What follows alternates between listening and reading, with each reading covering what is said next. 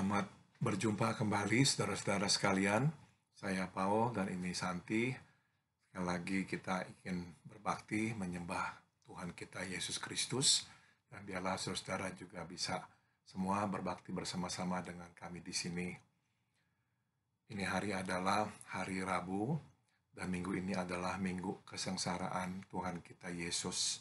Jadi kita akan memfokuskan mata dan hati kita pada Yesus di dalam kesengsaraannya. Lagu pertama yang akan kami nyanyikan adalah Lead Me to Calvary, atau dalam bahasa Indonesianya jangan lupa Getsemani.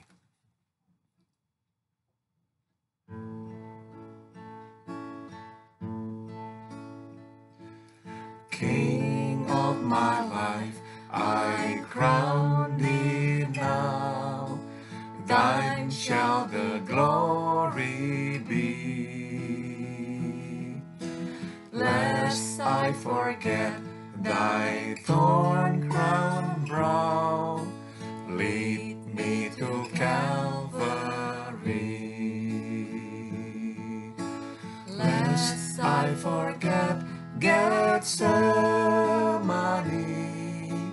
lest I forget thine agony, lest I forget thy love for me, lead me to Calvary. May I be willing, Lord, to bear daily my cross for thee. Even thy cup of grief to share, thou hast borne all for me. Lest I forget Gethsemane, lest I forget thine agony, lest I forget thy love for me, lead me to Calvary. Jangan lupa Getsemani, jangan lupa sengsaranya, jangan lupa cinta Tuhan, pimpin ke Kalvari, pimpin ke Kalvari.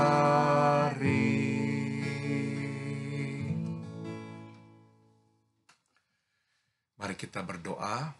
Bapa dalam surga, begitu besar pengorbananmu bagi kami, sehingga Engkau bersedia untuk terus berjalan dari awal hidup sampai akhir hidup.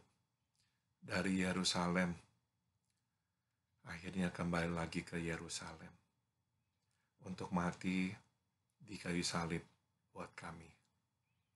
Bapa dalam surga, kami datang, biarlah Engkau sekarang juga menyapa kami dengan firman-Mu. Biarlah kami belajar dari-Mu saja. Dalam nama Tuhan Yesus, kami berdoa. Amin. Saya akan bacakan firman Tuhan yang diambil dari Injil Lukas pasal 22. Mulai ayat 39. Lalu pergilah Yesus keluar kota, dan sebagaimana biasa ia menuju Bukit Zaitun. Murid-muridnya juga mengikuti dia. Setelah tiba di tempat itu, ia berkata kepada mereka, "Berdoalah supaya kamu jangan jatuh ke dalam pencobaan." Kemudian ia menjauhkan diri dari mereka kira-kira sepelempar batu jaraknya. Lalu ia berlutut dan berdoa katanya, "Ya Bapakku, jikalau Engkau mau, ambillah cawan ini daripadaku. Tetapi bukanlah kehendakku, melainkan kehendak-Mu lah yang terjadi." Maka seorang malaikat dari langit menampakkan diri kepadanya, untuk memberi kekuatan kepadanya. Ia sangat ketakutan dan makin bersungguh-sungguh berdoa. Peluhnya menjadi seperti titik-titik darah yang bertetesan ke tanah. Lalu ia bangkit dari doanya dan kembali kepada murid-muridnya. Tetapi ia mendapati mereka sedang tidur karena duka cita. Katanya kepada mereka, "Mengapa kamu tidur? Bangunlah dan berdoalah, supaya kamu jangan jatuh ke dalam pencobaan." Biasanya kita mengaitkan Getsemani dengan pencobaan. Kita berpikir di Taman Getsemani, Tuhan Yesus sekali lagi dicobai oleh iblis agar dia mengurungkan niatnya melaksanakan tugas yang Allah Bapa udah embankan kepadanya, yaitu mati di kayu salib. Sesungguhnya Getsemani bukanlah pencobaan. Getsemani adalah peristirahatan. Tempat di mana biasanya Yesus datang untuk berdoa, bersekutu dengan Allah Bapa. Di sanalah dia biasanya mengeluarkan isi hatinya, keluh kesahnya kepada Bapa di sorga, dan di sanalah Bapa di sorga menyapanya dan memberikan kekuatan kepadanya. Itu sebab di malam sebelum ia akhirnya ditangkap, dia menyempatkan diri sekali lagi datang ke Taman Getsemani. Taman yang terletak di dalam kota atau wilayah Yerusalem, sedikit di luar kotanya. Disitulah dia biasanya datang untuk berdoa. Itu sebab Yudas juga dapat memberitahukan kepada pihak yang ingin menangkap Yesus bahwa di sanalah Yesus akan nanti berada. Karena Yudas juga biasa ke sana ikut bersama-sama dengan Tuhan Yesus. Nah, saudara, kita mau belajar sesuatu di sini. Kita ini masing-masing akan harus berjalan di dalam hidup ini, dan kadang-kadang kita akan letih, kita akan rasanya nggak sanggup lagi. Nah, di saat seperti itulah kita membutuhkan tempat peristirahatan. Kita membutuhkan Getsemani. Tuhan kita Yesus sedang juga memikul beban yang berat. Dia sedang berjalan tahap demi tahap mendaki ke Bukit Golgota, di mana dia akhirnya akan disalibkan sebagai Tuhan, sebagai Allah, tapi juga dia sebagai manusia. Dia bisa merasakan ketakutan, kegentaran, dia merasakan himpitan yang begitu besar. Maka dia perlu datang kepada Allah Bapa. Dan di sanalah dia mendapatkan peristirahatan. Firman Tuhan berkata, malaikat Tuhan memberikan kepadanya kekuatan. Dia berdoa, kalau Engkau berkenan ya Bapa, biarlah cawan ini lalu daripadaku. Artinya dia meminta kalau Allah Bapa berkenan, biarlah tugas misi untuk mati ini tidak lagi diembankan kepadanya. Inilah teriakan manusiawi dari seorang anak Allah. Dia bisa juga mengalami ketakutan yang sangat besar, pukulan yang begitu hebat, dan himpitan yang begitu berat, sehingga dia datang meminta kepada Bapa di sorga untuk melepaskannya dari tanggung jawab ini. Tapi sebagaimana kita lihat, Allah Bapa tidak menjawab. Allah Bapa tidak berkata apa-apa. Allah Bapa mengutus malaikat.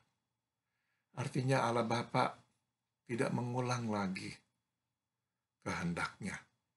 Dia sudah berkata, dia sudah menugaskan. Dia tidak menarik kembali tugas itu. Nah, yang dilakukannya adalah mengirim malaikat. Saudara, dalam penderitaan kita juga datang kepada Tuhan, dan kita juga sering berkata, Tuhan kalau memungkinkan janganlah beban ini, penderitaan ini jatuh pada pundakku. Jangan, kalau bisa bebaskan aku dari penderitaan ini. Mungkin kita juga pernah merasakan yang sama, yaitu kok Bapa di sorga tidak menjawab doa-doa kita. Itu berarti, saudara, bahwa ini adalah memang misi, bagian, ini adalah porsi yang Tuhan embankan kepada kita. Itu sebab dia tidak mengulang lagi kehendaknya. Sekali sudah dikatakannya, bagi menariknya kembali. Tapi yang dilakukannya adalah sama seperti kepada Yesus. Dia akan memberikan kepada kita kekuatan. Nah, saudara, kekuatan diperoleh oleh Yesus sewaktu dia berkata, bukan kehendakku, tapi kehendakmu lah yang jadi. Dengan kata lain, kekuatan baru datang sewaktu dia menyerahkan kehendaknya kepada Tuhan. Mempercayakan hidupnya sepenuhnya kepada Allah Bapa di sorga. Kita juga mesti melakukan yang sama.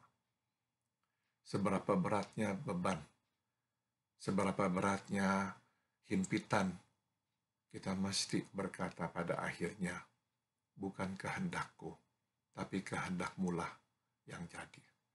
Di saat itu, kekuatan akan datang. Kita akan mendapatkan pembaharuan.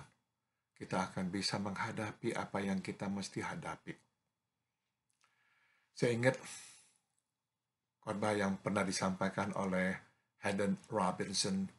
Beliau adalah seorang dosen homiletika di beberapa seminari di Amerika Serikat. Beliau berkata,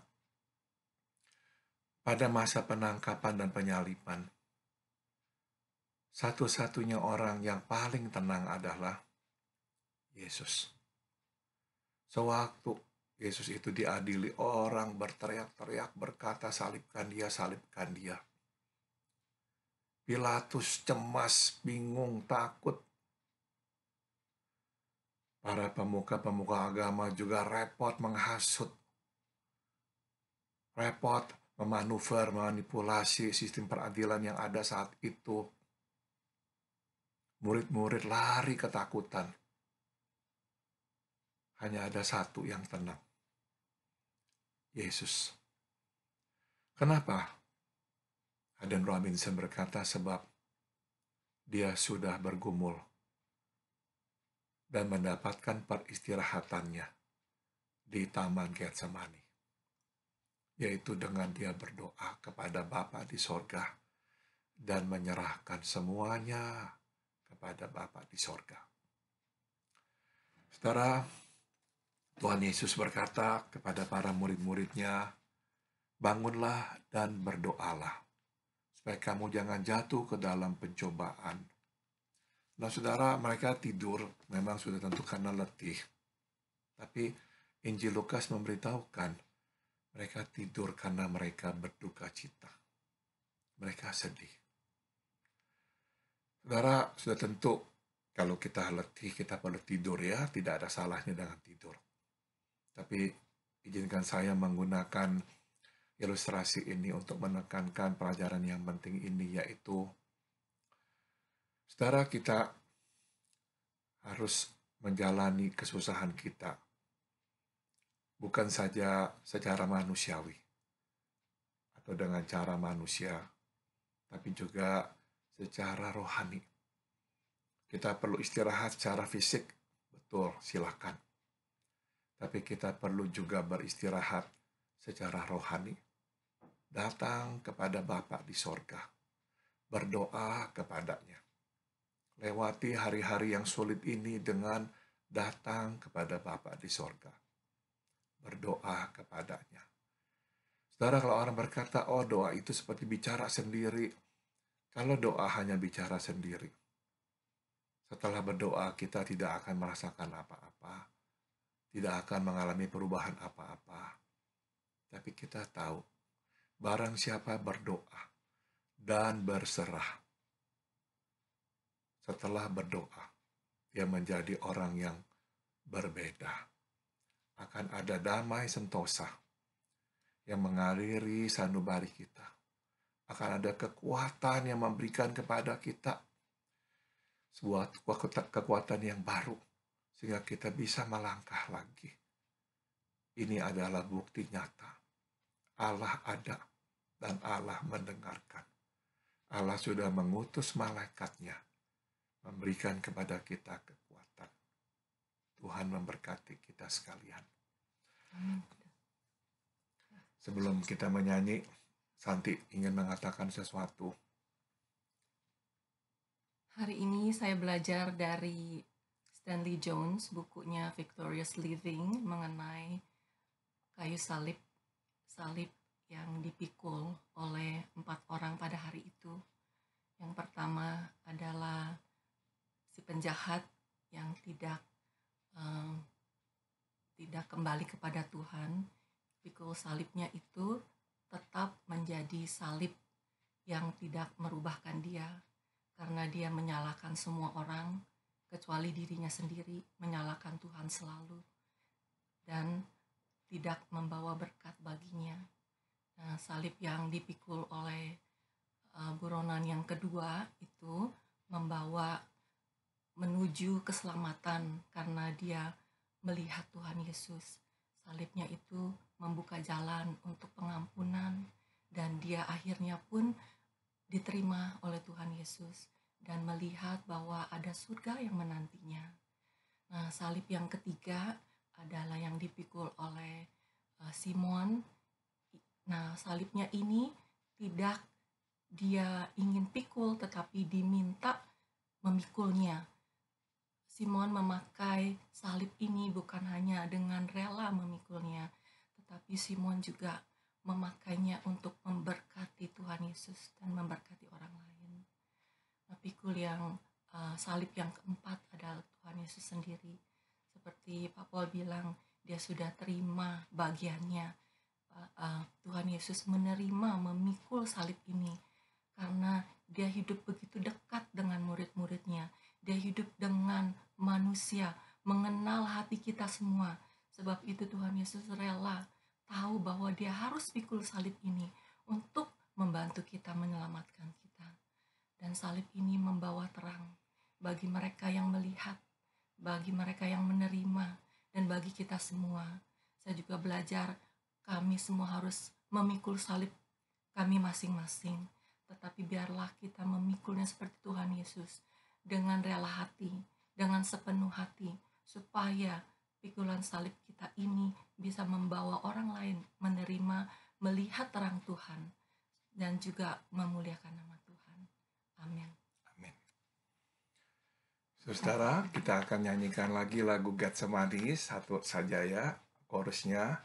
Setelah itu kita akan menyanyikan lagu Tiap Langkahku Diatur Oleh Tuhan. Dalam bahasa Inggrisnya, Each Step I Take. Mari kita nyanyikan sama-sama. Jangan lupa Getsemani, artinya jangan lupa datang kepada Bapa. Jangan lupa beristirahat di dalam hadirat Bapa kita di sorga. Jangan lupa Getsemani, jangan lupa sengsaranya, jangan lupa cinta Tuhan, pimpin ke Kalvari, pimpin ke Kalvari.